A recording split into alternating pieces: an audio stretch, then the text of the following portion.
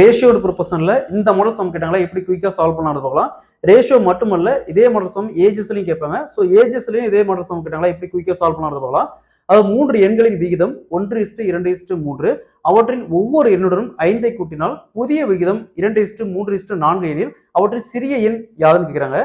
இதே கொஸ்டினை ஏஜஸ்ல எப்படி கேட்பாங்கன்னா 3 நபர்களின் தற்போதைய வயதின் விகிதம் 1:2:3 5 ஆண்டுகளுக்கு பிறகு அவர்களின் வயதின் விகிதம் 2:3:4 எனில் அவற்றில் சிறியவர் யாருன்னு கேட்பாங்க, இல்லை பெரியவர் யாருன்னு கேட்பாங்க. ஸோ இந்த மாடல் சம் கேட்டாங்களா எப்படி குயிக்காக சால்வ் பண்ணலாம்னு போகலாம். ஸோ அதுக்கு முன்னாடி நம்முடைய அகாடமியில வரக்கூடிய ஆர்ஆர்பி குரூப் டி எக்ஸாமுக்கான டெஸ்ட் பேட்ச் போயிட்டு இருக்கு. ஸோ கிளாஸஸ் பத்தி வேற ஏதாவது டீட்டெயில் வேணும்னா மேல இருக்கிற இந்த நம்பருக்கு கான்டெக்ட் பண்ணுங்க. ஸோ டெஸ்ட் பேட்ச் ஃபுல்லா நம்முடைய செல்லும் அகாடமி ஆப்ல நடக்கும். ஸோ பாருங்க கொஸ்டின்ல 3 எண்களின் விகிதம் 1:2:3 அவற்றின் ஒவ்வொரு எண்ணுடன் 5ஐ கூட்டினா புதிய விகிதம் 2:3:4 அப்படிங்கிறாங்க. ஸோ இவற்றின் சிறிய எண் என்ன கேட்கறாங்க. இந்த மாடல் சம் கேட்டாங்களா.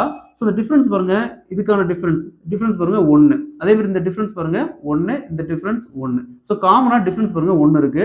இந்த 1க்கு தான் இந்த 5, இந்த 1 பார்ட்டுக்கு தான் 5. கொஸ்டின் கேட்கறாங்க சிறிய எண் யாருன்னு கேட்கறாங்க. இங்க பாருங்க ரேஷியோல சிறிய எண் பாருங்க 1. அப்ப ஒரு பார்ட்டுக்கு 5 தான். 1 × 5 = 5. சிறிய எண் பார்த்தோம்னா 5. இதே கொஸ்டின்ல பெரிய எண் என்னன்னு கேட்டாங்களா. பெரிய ரேஷியோ பார்த்தோம்னா 3. 3 × 5 = 15. இதே கொஸ்டின்ல சிறிய எண் மற்றும் பெரிய எண்ணுக்கான விகிதம் கேட்பாங்க, இல்ல இரண்டாவது சிறிய எண் என்னன்னு கேட்பாங்க.